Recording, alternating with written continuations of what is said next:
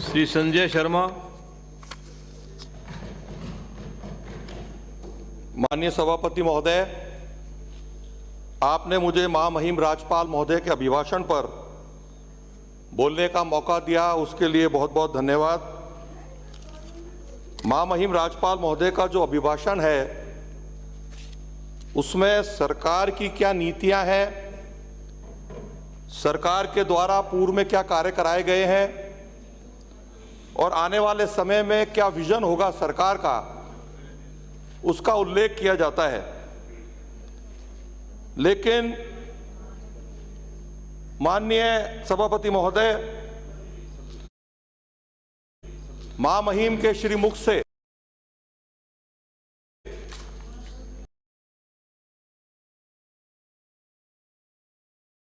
इस अभिभाषण के माध्यम से जो बातें सरकार ने कहलवाई हैं या पूर्व की घोषणाओं के बारे में जो वाहवाही लूटने का प्रयास किया है, वो सत्य से कोसों दूर है। सभापति महोदय, माननीय मुख्यमंत्री अशोक गहलोत जी का ये तीसरा कार्यकाल है मुख्यमंत्री के नाते, और मुझे इस सदन में पहली बार आने का मौका मिला है। 4 वर्षों में माननीय मुख्यमंत्री जी को मैंने सदन में बोलते हुए भी देखा है, बाहर सभाओं में बोलते सुना है। एक शब्द का वो बहुत उल्लेख करते हैं, सुशासन का।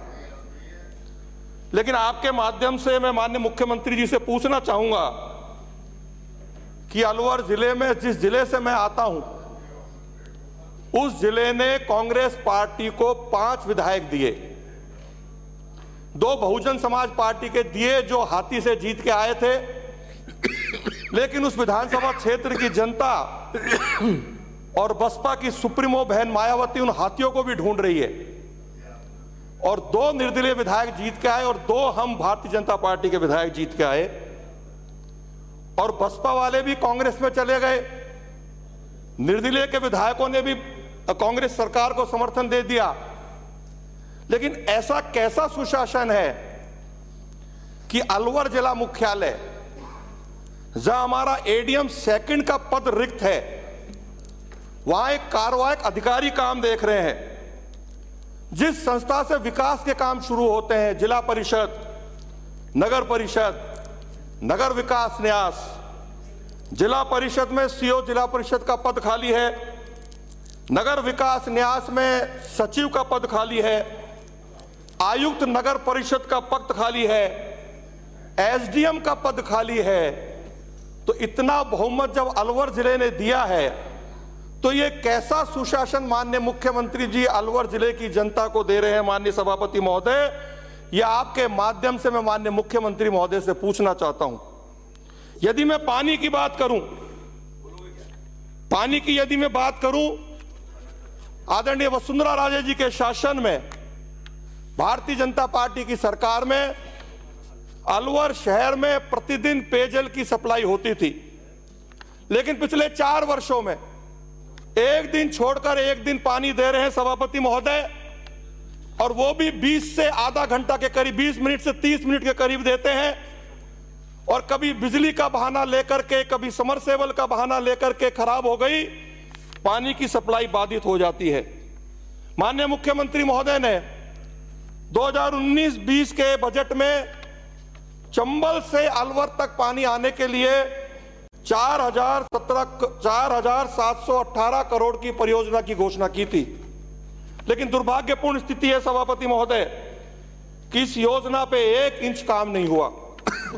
2021-22 में ईसरदा बांध परियोजना को लेकर के इसी पवित्र सदन में माननीय मुख्यमंत्री जी द्वारा घोषणा की गई थी, और इस योजना को लेकर के जब मैंने प्रश्न लगाया तो जलदाय मंत्री जी ने इस पवित्र सदन के अंदर बताया कि 7 साल बाद यदि ईसरदा बांध में पानी सरप्लस हुआ तो अलवर शहर सहित अन्य 14 विधानसभाओं को पानी उपलब्ध होगा।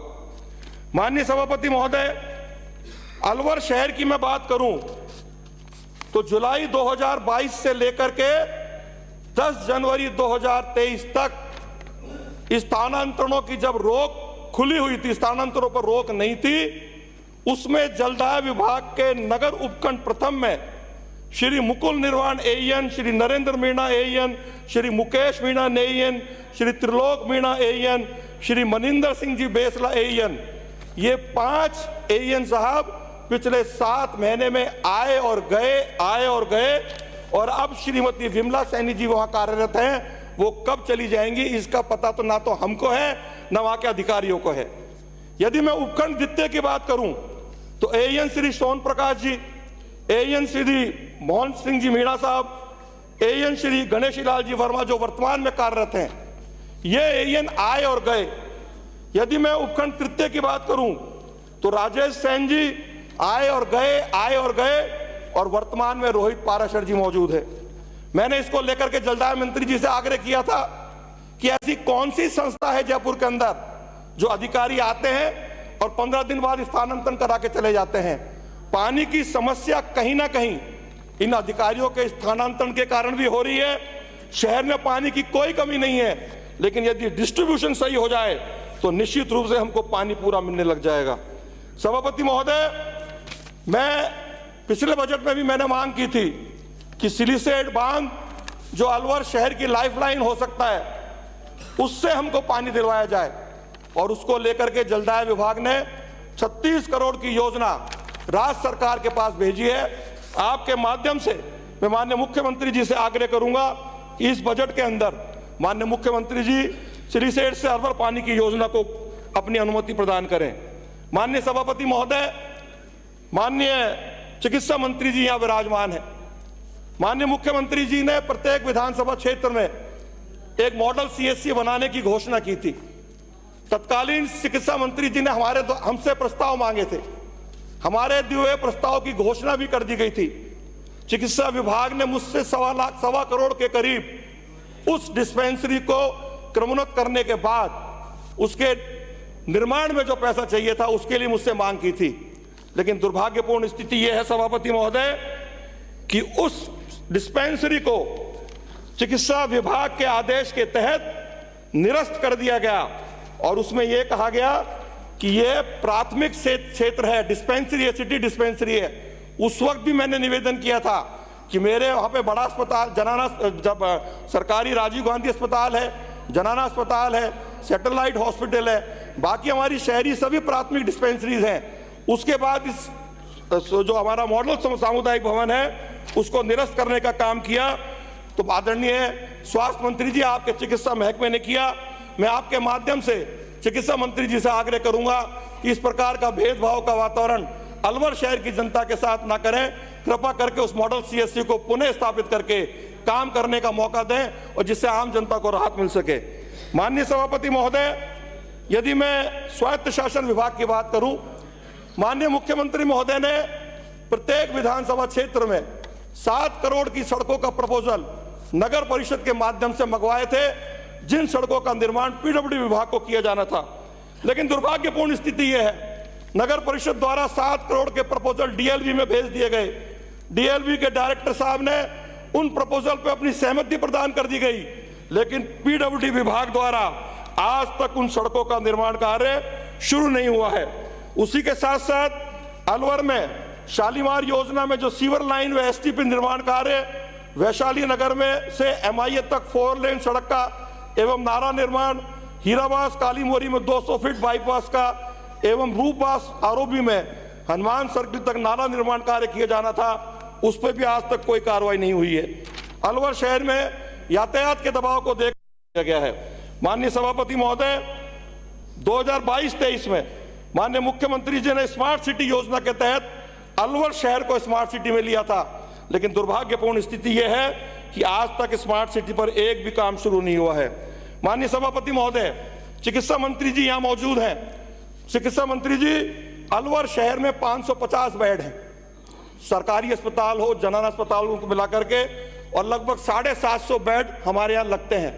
उद्योग मंत्री जी जब मंत्री नहीं थी, विधायक के नाते जनाना अस्पताल में गई थी, एक एक बेड पे 2-2, 3-3 जनियों को लिटाया हुआ था। 750 बेड हैं, लेकिन दुर्भाग्यपूर्ण स्थिति यह है कि आपके विभाग ने एक आदेश जारी करके 47 नर्स ग्रेड फर्स्ट के पद खत्म कर दिए हैं। साथ ही साथ अन्य पदों की बात करूं तो टोटल 164 पद अलवर शहर के अंदर समाप्त किए गए हैं। मेरा आपसे आग्रह है कि हमारे यहाँ फिजिशियंस की कमी है, डॉक्टर्स की कमी है, वहां से बार बार मांग आती है कि हमारे पद बढ़ाए जाएं, लेकिन विभाग ने क्या कारण है कि इन पदों को खत्म करके हमारे साथ जो हमारे हितों के साथ कुठाराघात किया है, उसके लिए मैं माननीय सभापति महोदय आपके माध्यम से चिकित्सा मंत्री जी चूंकि विराजमान है, उनसे आग्रह करूंगा कि ये हमारे पदों का सृजन करके जो निरस्त किए हैं उनको भी दें और इसमें बढ़ाने का कृपा करें। साथ ही साथ माननीय मुख्यमंत्री जी ने जो जनता क्लिनिक की बात की थी, वो जनता क्लिनिक कोसों दूर है माननीय सभापति महोदय। माननीय उद्योग मंत्री जी यहाँ विराजमान है। माननीय मुख्यमंत्री जी ने 21-22 में उद्योग लगाने के लिए बांसुर, रामगढ़, मालाखेड़ा, रैनी, 2022-23 में कैरवा, कोटकासिम में उद्योग लगाने के लिए रीको को अधिकृत किया था, लेकिन सभापति महोदय वहां केवल बोर्ड लगाने के अलावा आज तक उद्योग विभाग द्वारा, रीको विभाग द्वारा कोई कार्यक्रम नहीं किया गया है। साथ ही साथ जो हमारे उद्योग लगे हुए हैं, उन उद्योगों के लिए किसानों से जमीन तो ले ली जाती है, लेकिन जमीन लेने के बाद, उद्योग लगने के बाद वहां हमारे किसान के बेटे को रोजगार नहीं दिया जाता। जब आप पहले उद्योग मंत्री थे माननीय चिकित्सा मंत्री जी, मैंने उस वक्त भी मांग की थी, और हमारे अलवर शहर की बेटी अब उद्योग मंत्री है, मैं उनसे भी मांग कर रहा हूं सभापति महोदय, अलवर जिले के उद्योगों में 75% का आरक्षण का प्रावधान अलवर शहर के बच्चों के लिए, अलवर शहर के किसान के बेटों के लिए किया जाए, तो निश्चित रूप से बेरोजगारी की समस्या से हम लड़ सकेंगे और बेरोजगारी की समस्या को दूर भी कर सकेंगे। सभापति महोदय, यदि मैं अपराध की बात करूं, अलवर शहर के अंदर, अलवर जिले के अंदर 2019 में थानागाजी गैंग रेप की जो घटना हुई थी, उससे पूरे भारतवर्ष में अलवर ही नहीं है अपितु राजस्थान की छवि खराब हुई थी। साथ ही साथ 2022 में मूक बधिर बच्ची के साथ जो बलात्कार हुआ, उसके कारण भी पूरे देश के अंदर राजस्थान की छवि खराब हुई थी। सभापति महोदय, मेरा जिला वो जिला है जहां चतुर्थ श्रेणी कर्मचारी से लेकर के जिला कलेक्टर तक रिश्वत के आरोप में गिरफ्तार होता है। मेरा जिला वो जिला है जहां पार्षद से लेकर के चेयरमैन तक रिश्वत के आरोप में गिरफ्तार होता है। मेरा जिला वो जिला है जहां विधायक का बेटा बलात्कार के आरोप में गिरफ्तार होता है। मेरा जिला वो जिला है जहां विधायक का बेटा रिश्वत के आरोप में गिरफ्तार होता है सभापति महोदय। और उसके साथ साथ जब माननीय राहुल गांधी जी अलवर में आए थे सभापति महोदय, बीकानेर से फोर्स आई थी उनकी सुरक्षा के लिए, और दुर्भाग्यपूर्ण स्थिति ये है सभापति महोदय, वो फोर्स अलवर शहर के अंबेडकर नगर में यूआईटी के सामुदायिक भवन में ठहरी हुई थी। उस पर आपराधिक तत्वों ने हमला किया और उन पुलिस कर्मियों के साथ मारपीट करी सभापति महोदय। पुलिसकर्मी घायल हुए, उनको जयपुर रेफर किया, लेकिन अपराधी आज तक पुलिस की पकड़ से दूर है सभापति महोदय। अब सभापति महोदय, किशनगढ़ थाने में कल ही घटना घटी है, एक गेम रेप का अपराधी जिसको पकड़ने के लिए पुलिस गांव में जाती है, उसको पकड़ भी लेती है, लेकिन एक राय होकर के पुलिस पे हमला होता है सभापति महोदय, और पुलिस को पीटा जाता है और बहुत बड़ी संख्या में पुलिस घायल होती है सभापति महोदय। आपके माध्यम से सभापति महोदय, मैं माननीय मुख्यमंत्री जी से मांग करूंगा, जिस प्रकार से अलवर में अपराधीकरण हुआ है, अलवर के अंदर अपराधों में बढ़ोतरी हुई है, तो निश्चित रूप से कठोर कदम उठाने की आवश्यकता माननीय मुख्यमंत्री जी को है।